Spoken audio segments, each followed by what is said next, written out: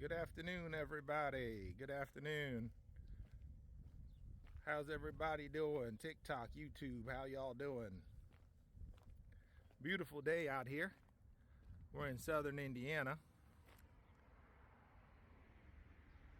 The chill finally left the air a little bit, so I figured, you know what? I might as well get out there with the camera and do a little bit of filming and talk about some of the questions we get asked a lot here on these cabins. So one of the questions we get asked is those walls that those cabins are made of, are they solid wood? And yes, they are. As you can see here, it's stacked all the way from the bottom all the way up. And these are 4x6 timber.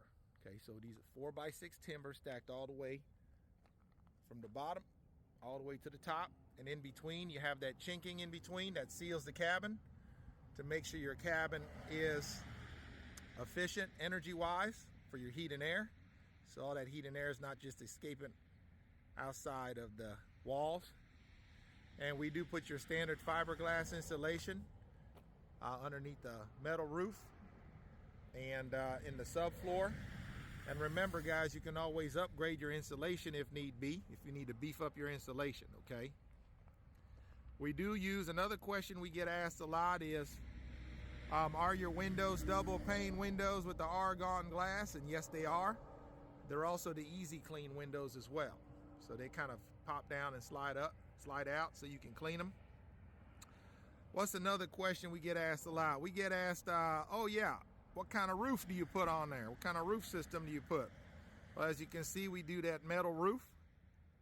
We got 12 different colors to choose from. We wanted to go with the metal roof because we wanted something that's gonna be low maintenance. A lot of our customers are not looking for a high maintenance cabin, they're looking for a low maintenance cabin. So we go with the metal roof on that. This one has a black roof on it. As you can see next door, the little cabin kit's got a hunter green roof, so lots of colors to choose from. Let's keep going around here. Address some questions we get asked a lot here. Another question we get asked is, how do you move these cabins clear across the country, right? Because we ship them all over the United States. And as you can see, from that corner to this corner is 20 feet, okay? That's not gonna fit on a flatbed trailer for us to bring it out to you. So what we do is, you can't really see it very well, but if you look right here, the bottom of the porch is on a hinge system and folds up. Okay, and as you can see here, the top of the porch will fold down. So it'll show up on your land like a big rectangle, and we will disassemble all the, over here, all these railings will be taken out. All this will be taken out, and then the screen-in porch and all this is all taken out, and that will arrive actually inside your cabin. So that will arrive actually inside your cabin. And there'll be a couple of guys that come with the delivery driver out to your land to reassemble all this back together. So when we leave your land, it looks just like what you see here. Fully assembled, Amish built cabin ready to go.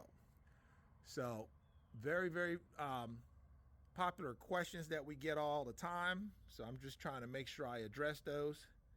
As you can see, this window here comes off the bedroom. This is a 1-bed, 1-bath. You got a crank window right there.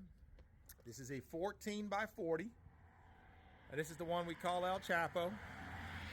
And remember, this one is offered as a 2-bedroom as well, which would be a 14x48.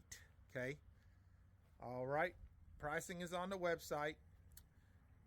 The screened-in porch comes in 5 pieces, so they're like panelized. And once again, these 5 pieces that make up the screen-in porch will be inside the cabin when it arrives, and we'll put it all back together like you see here before we leave your property. Okay? Another question that we get asked a lot of is the porch swing included? No, it is not, but you can purchase the porch swing, which a lot of people do, for $375 if you're interested in the porch swing. Some people love it, some people don't. But if you want a porch swing, that is an option. Okay. Let's keep moving here. Let's see what other questions we get asked a lot here. Another very popular question we get asked is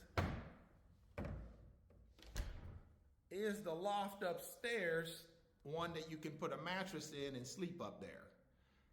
I think most y'all can probably tell by this angle that you cannot do that, okay? This is not a livable loft. This ladder is here to get up there and use this for extra storage, okay? This is the spot above the bathroom. It's great for extra storage, but it is not big enough for you to put a bed up there and somebody use that as a second bedroom, okay? So unfortunately, that is not an option, okay? Another question we get is, this little nook right here is for a front-loading washer and dryer. And some people are like, you know what? I don't have a front-loading washer or dryer. Or, that's eating up too much space. I need to, I just want to use half of it for a stackable washer and dryer. So what we'll do is, if you notice right here, this is the bathroom, right? What a lot of people will do is they'll go ahead and if you picture this space kind of cut in half, to the right here, you can put your stackable washer and dryer, and we'll move this wall over so all this square footage on the left side goes into the bathroom. That way you get a bigger bathroom. It's not thin in the middle and then get wide in the back. The whole thing would be the same width, okay? So you get more square footage in your bathroom if you do it that way. So a lot of people like that option as well. What else? Oh yeah, another thing we get asked is, hey, if we don't like those two little closets in the bedroom, what can we do about that? No problem. Most people actually don't like this design. Originally, this right side was intended to be for like a mechanical room for a water heater and such, and the left side is a little closet, right? Well, a lot of people are going to tankless water heaters because they're smaller and they save up on space. So because of that, you don't need a mechanical room, right? Most people are putting their tankless water heaters over here by where all the plumbing is going to be at with the washer and dryer on this side. So because of that, most people they'll combine these two units together and make one big closet with a barn sliding door on the front, which I think is super cool.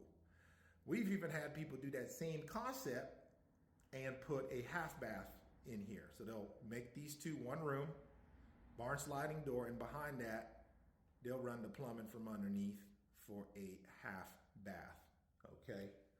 So something else that we get asked a lot. So I'm just really trying to address these questions we get asked a whole lot of with this structure, okay?